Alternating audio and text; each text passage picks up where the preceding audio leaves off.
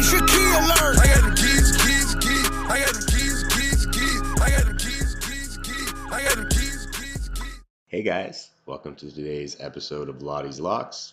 Let's get right to it. First lock, Miami Heat -2 at home against the Philadelphia 76ers.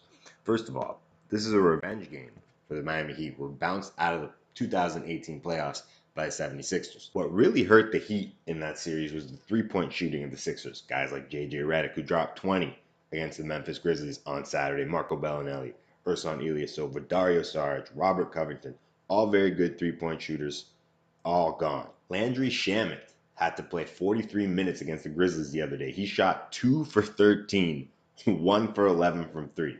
Now, I bet he does better in this game. But Fultz went 7 for 9 against the Grizzlies. Is he going to have another game like that? These are his past few games. This is the aberration. So between him and Shamet, one of those two are going to stink up the joint. Whiteside had his heart snatched by Embiid in the playoffs last year. He played awful. I expect him to have a good performance tonight. If the game was in Philly, or if Whiteside hadn't been playing well, or playing much, I wouldn't have that much faith in him. But he has been playing very well. His past few games, 15 points, 14 rebounds, 4 blocks, 11 points, 20 rebounds, 4 blocks. So he'll be confident coming into this game, motivated to get revenge on Embiid. They're at home. They've lost 2 straight at home. So the team is very motivated to not allow a 3rd straight loss at home. And the Sixers are thin at the moment with the Butler trade, losing Saric and Covington, and Butler still not being ready to play. Lock number 1, Miami Heat -2 at home against Philadelphia 76ers. Lock number 2, Dallas Mavericks -1 in Chicago. Both bad teams. Mavericks 4-9, Bulls 4-8. But let's take a look at who these two teams have beat.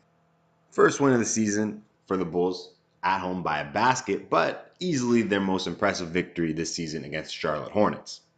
Then they beat the Hawks, the Knicks by a point, and the Cavs by a point. Let's look at the Mavericks wins. The T-Wolves at home, the Bulls, the Chicago Bulls at home. They blew out the Wizards, and they blew out the Thunder without Russell Westbrook, but still better than any team the Bulls have beat. So overall, the Mavs have had more convincing victories. The Bulls have had only one game that they've won by more than a possession, and the Mavs have beaten better teams. Now, the Mavs haven't won on the road this season, but if we look closely at these road losses, they blew a 20-point first quarter lead in this game against the Hawks. They're a young team.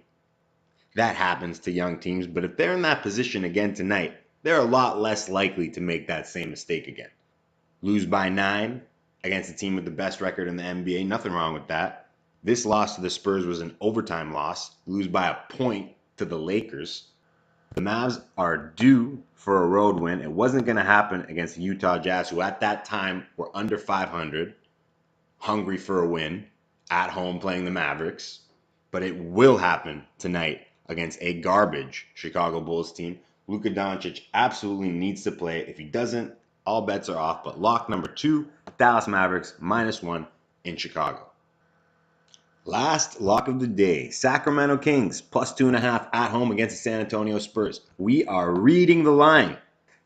The Lakers were favored by 5.5 on Friday night in Sacramento. That's pretty high. The Lakers at the time had a worse record than the Kings. They were on the road. What happened? The Lakers won by 15. So the odds makers knew something we didn't.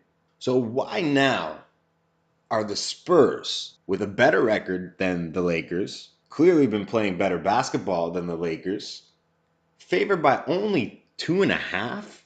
In Sacramento, it actually opened at 3. It opened at -3. The betting public has been betting on the Spurs, and yet the line is moving towards the Kings. That's another reason to take the Kings. It makes absolutely no sense. The Lakers were favored by so much Friday night because the odds makers were confident they were going to win. This line could have been -5 Spurs, and that would be enough to get people to bet on the Spurs. But then the value of betting on the Sacramento Kings money line would go up. And they don't want to take that risk because they believe the Kings have a good chance of winning this game. The Spurs have some injury problems. Pau Gasol is out. Rudy Gay may not play tonight.